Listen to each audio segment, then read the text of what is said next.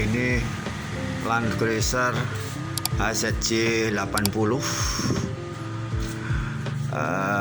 tahun 97 dan sudah saya pakai selama 24 tahun sejak tahun 97 juga. Di sini saya akan berbagi pengetahuan untuk rekondisi body mounting, di mana kilometer yang sudah dicapai kendaraan ini adalah sudah 441.000 kilometer, jadi sudah cukup tua. Terus untuk pendongkrakan atau pengangkatan, saya pakai peralatan seadanya dengan cara didongkrak sebelah. Ini setelah saya bongkar, jadi kondisinya sudah sangat-sangat parah. Untuk baut nomor 1 atau body mounting nomor 1 di sini pun sudah mulai genting ya, nomor 1. Kemudian nomor 2, artinya di sini kiri dan kanan ya. Jadi untuk nomor 1 ada 2 kiri kanan, nomor 2 begitu juga. Jadi khususnya untuk nomor 2 ini salah satu pusing sudah macet, jadi melepasnya harus dipotong kepala baut ini. Ini kemudian nomor 3 di sini masih bergerak pusingnya, tetapi rata-rata kepala baut sudah hancur semua. Totalitas pusing atau karet untuk body mounting ini ada 6 set atau 12 titik, jadi cukup banyak. Dan saya pikir ini pun menjadi perhatian bagi untuk pemilik Land Cruiser. Saya rasa untuk Land Cruiser VX, VXR sama juga. Dan di sini VX saya waktu beli dulu istilah namanya itu VX standar, jadi yang tipe paling rendah. Jadi di sini untuk nomor 1 sudah saya ganti dengan baut baru, tetapi untuk ring plat bagian atas rata-rata sudah karat semua. Jadi di sini ring plat untuk bagian atas sudah saya ganti baru, tetapi untuk mur di sini masih saya pakai mur yang lama. Jadi masih layak lah secara teknis ya. Jadi istilah saya di sini ini rekondisi, jadi bukan renew ya. Jadi rekondisi ini mana-mana yang bisa kita pakai kembali dengan catatan teknikalnya masih bagus. Contoh untuk karet-karet di sini. Di sini karet-karet masih cukup elastis ya. Jadi saya pakai kembali. Memang ini body mounting ini sangat-sangat mahal ya. Itu pun dijual, saya lihat di online pun tidak termasuk baut ya. Dan busingnya pun tidak sekualitas ini. Mungkin ya di sini busingnya ini kebetulan saya dapat material alternatif adalah pen piston dari Zebra 13. Kebetulan dimensinya sama ya. Jadi panjangnya rata-rata sama, jadi bisa saya pakai. Sini ini ada lubang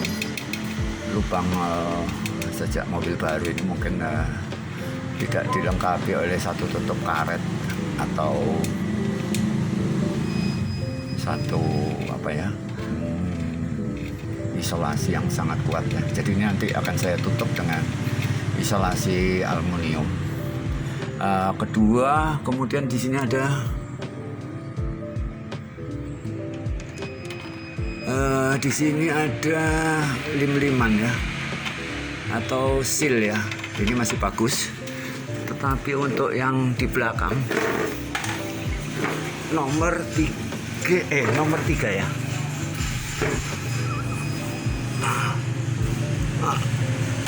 Nah, ini nomor 3 ini sealnya udah nggak ada atau lepas ya, jadi otomatis aliran kotoran ataupun air atau segala macam ini pasti masuk ke ini support body untuk body mounting.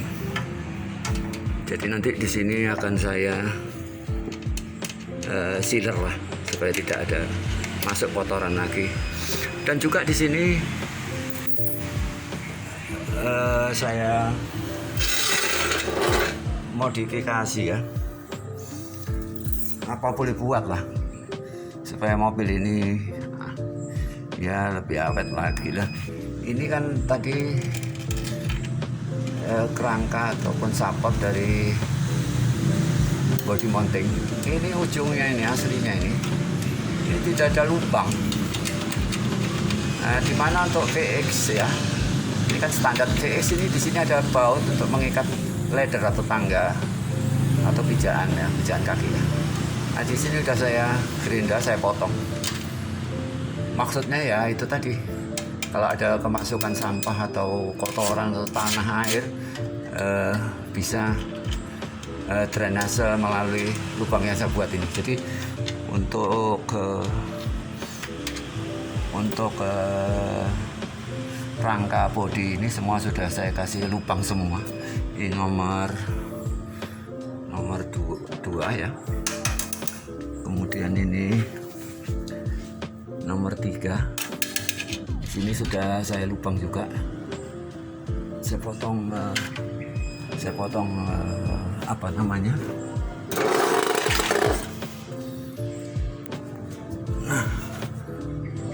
Nah, ini dia.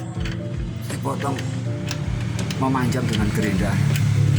Kemudian nomor 4.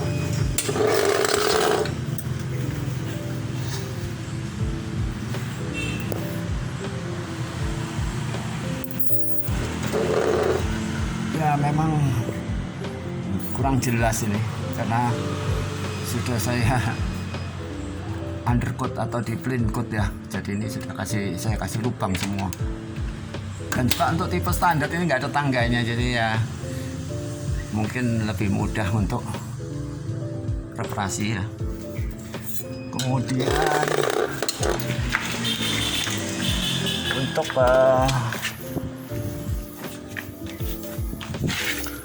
nomor 6 belakang sendiri. Nah, ini pun sangat-sangat kompleks juga ini. Di sana untuk nomor 6 itu ada lubang. Jadi memang dulu saya jumpai ada lubang, memang sudah saya tutup oleh karet ya, tapi ya nampaknya sudah masuk juga. Nah ya, jadi ini adalah lubang untuk pemasangan baut body mounting nomor 6.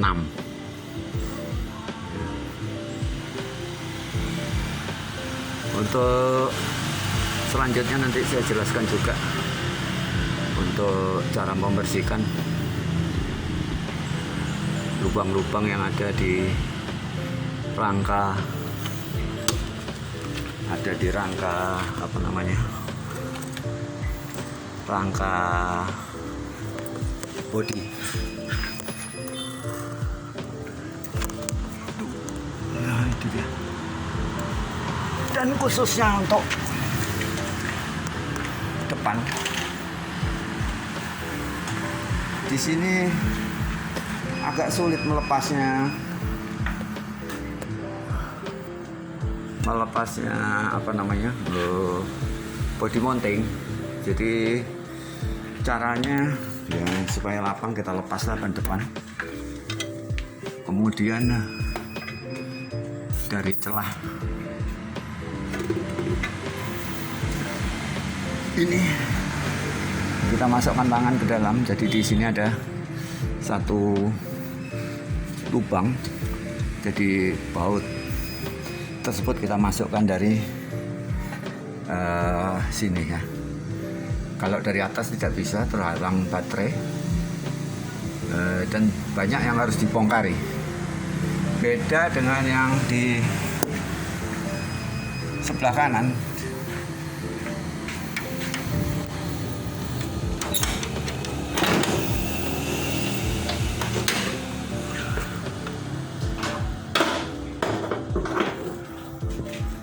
Jadi untuk sebelah kanan ini sangat mudah. Jadi tinggal dimasukkan aja melalui lubang ini. Nah ini dia, tinggal masukkan dari atas, dari celah ini sudah mudah dijangkau. Tetapi kalau untuk nomor sebelah kiri, nah ini tidak ada celah, jadi harus dibongkar baterai. Jadi ngapain, jadi lebih bagus dari bawah lah. Jadi saya ulang, dari sini kita masukkan tangan ke dalam sana.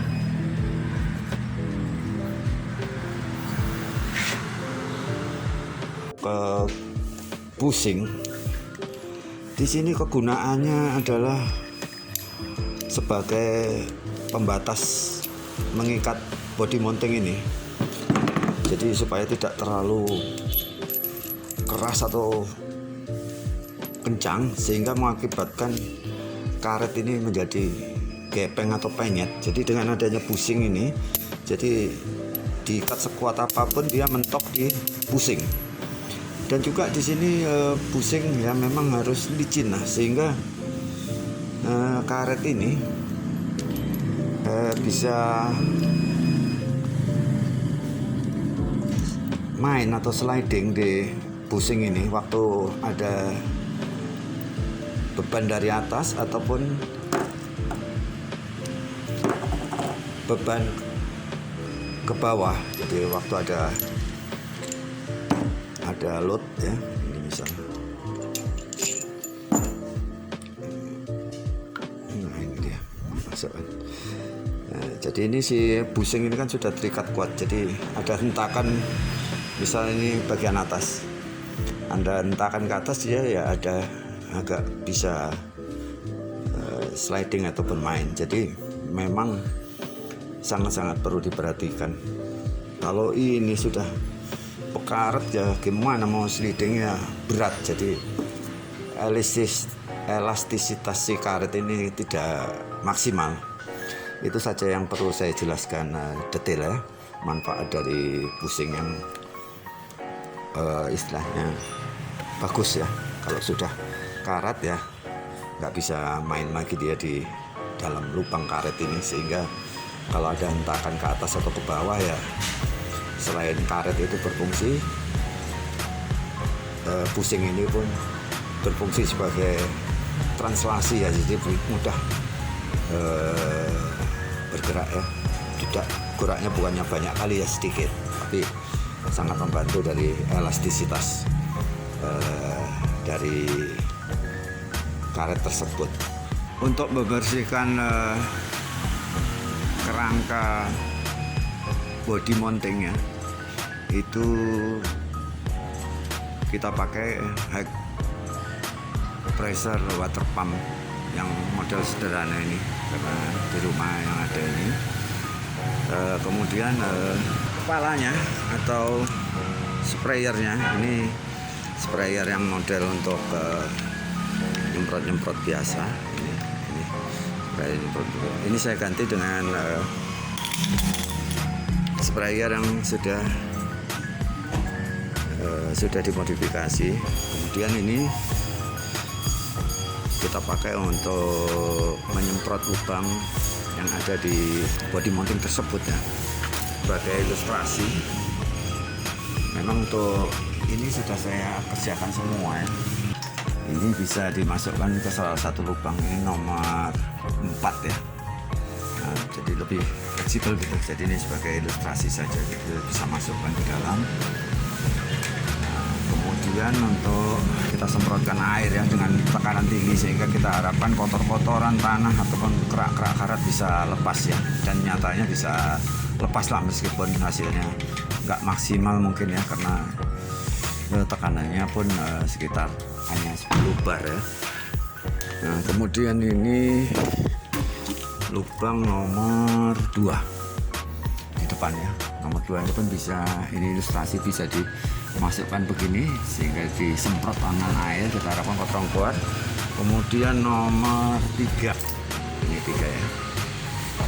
Memang ini untuk pembersihan ini harus dilepas semua kursinya karena letaknya pun di bawah kursi atau jok ya, lubang-lubang baut pengikat ini, dimana dari situ kita ada akses untuk membersihkan bagian dalamnya ya, dalam rangka itu ya.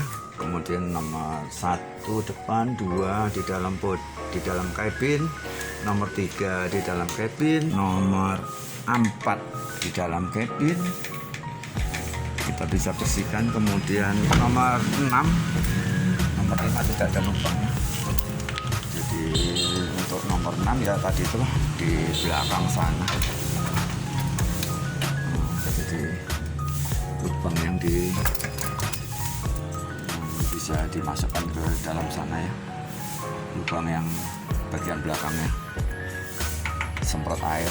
Bisa juga nanti sekalian lubang-lubang seksi atau chassis ini bisa juga dibersihkan dengan memanfaatkan alat yang sederhana inilah. Tekanannya cukup kuat ya, jadi ini sangat membantu, fleksibel sekali ya. Untuk contoh untuk yang nomor 4 ya, lubang nomor 4.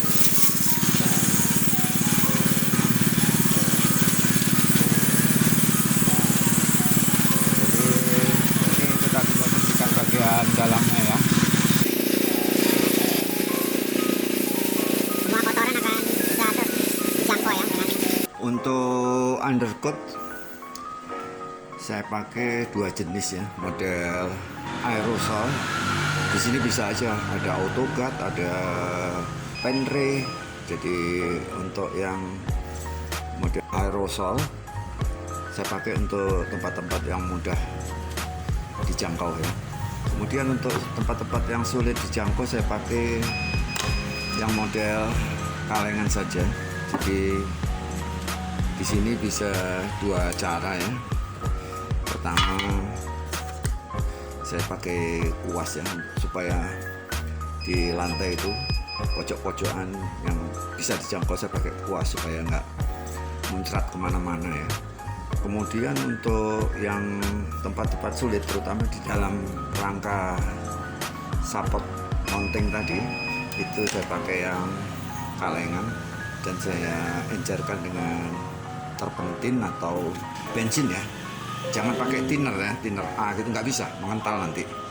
Jadi pakai bensin saja, lebih mudah. Untuk bagian yang sulit di rangka body mounting itu saya pakai kompresor mini ya, dengan setting regulator sekitar 1 bar ya. Kalau terlalu kuat nanti muncrat kemana-mana, jadi pengalaman saya 1 bar cukup lah. Kemudian untuk pemakaian spray di sini saya buat aja sendiri dengan memakai botol bekas mineral 330 ml atau cc dan memakai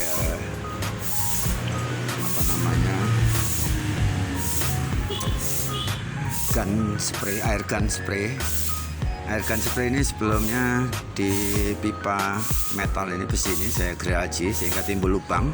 Kemudian saya letakkan di bagian atas ya, lubang itu di bagian atas.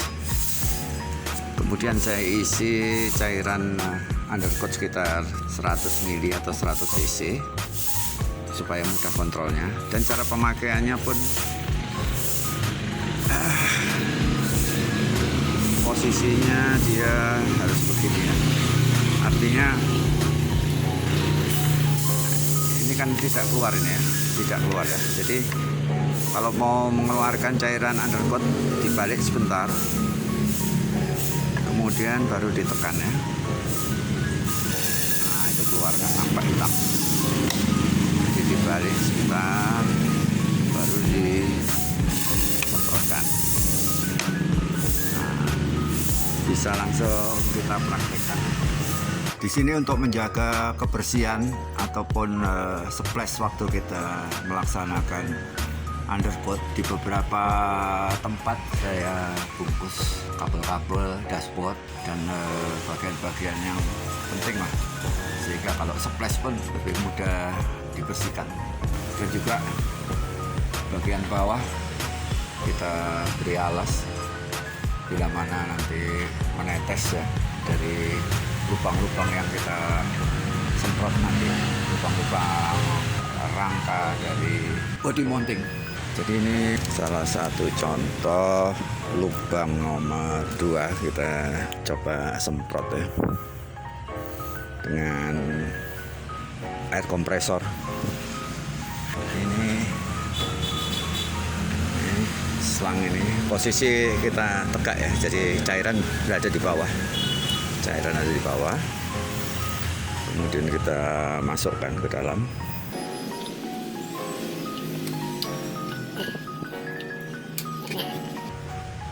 Kemudian kita balik. Kemudian kita semprot. Ditarik sedikit lagi.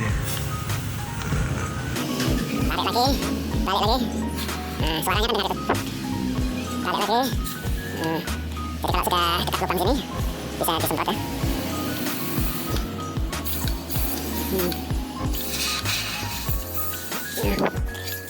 Ini salah satu cara lah. Kalau pakai aerosol agak sulit terjangkau. Jadi ini bisa ya di permukaan sini aja lah. Tapi bagian dalam sana selangnya pendek, nggak terjangkau. Jadi bagian samping-samping ini pun bisa juga pakai aerosol ya. Tapi saya lebih suka pakai kuas, lebih halus dia. Nah, ini salah satu ilustrasi ya, contoh. Nah, ini kemudian kita kuaskan ya di bagian-bagian yang kita inginkan. Jadi lebih apa ya, kalau tidak pakai aerosol atau spray yang kalengan itu lebih kasar hasilnya.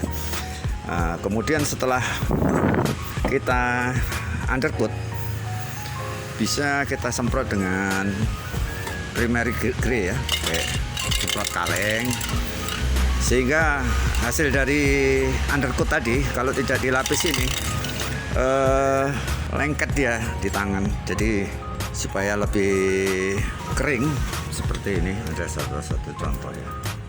Nah ini masih sudah 2 hari ya, masih lengket. Jadi kalau kita spray dengan cat kaleng atau dengan surfacer ya warna abu-abu, dengan memakai gun spray bisa juga, terserah apa yang ada saja lah, lebih mudah. Jadi kalau sudah disemprot dengan warna primary atau dengan ini tadi, ini hasilnya seperti ini. Jadi sudah kering dia, betul-betul tidak lengket lagi dibandingkan yang tidak dicat. Jadi ini untuk bagian bagasi belakang ini lebih banyak karat, mulai bekarat sebetulnya. Karatnya itu di welding spot ini, di las titik ini. Karena di sini kan pasti material berubah ya, karena adanya satu pemanasan atau adanya welding ya. Ini kemarin sudah saya undercoat, kemudian sudah dicat primary, kemudian sekaligus untuk samping-samping pun sudah saya undercoat dengan spray saja. Memang kalau memakai air kompresor seperti tadi itu risiko nyemprot kemana-mana, sulit. Jadi lebih bagus ini pakai kuas atau pakai undercoat yang tipe aerosol lah, lebih mudah mengkontrolnya. Jadi ini sebagai gambaran kendaraan tua. Ini sudah saya cat primary ya, jadi sudah mantap lah, nggak lengket lagi. Ya memang ini rentan masuk air karena saat hujan kita buka pintu pun pasti ada splash air ya lama-lama. Dan di bawah karpet itu ada material rock wool. Rock wool ini mudah mengisap air. Jadi nanti setelah selesai ini akan saya cat dengan warna hijau sesuai warna mobil. Nggak sulit banget catnya, kecil-kecilan aja dan nggak perlu ahli lah, yang penting ada kemauan, hobi, dan biaya saya rasa tidak banyak ya, bisa Bapak lihat atau Anda lihat. Jadi untuk mengatasi supaya rockwool tadi tidak mudah kena air, ini saya lapisi plastik dan diisolasi di pinggir-pinggirnya, sehingga kalau ada splash air hujan tidak tersimpan di dalam rockwool yang ada di bawah karpet. Kebetulan untuk Land Cruiser standar ini dia full plastik atau vinil, jadi semuanya plastik semua. Beda sama VX atau VXR, dia blue through, mungkin lebih kompleks lagi ya. Ini lebih mudah lah perawatannya. Peralatan saya pakai ya seadanya yang ada di rumah, saya manfaatkan. Yang penting jangan ada splash dari ataupun percikan dari undercoat, karena nanti apakah ke plafon, apakah ke dashboard dan lain-lain nanti tambah kerja.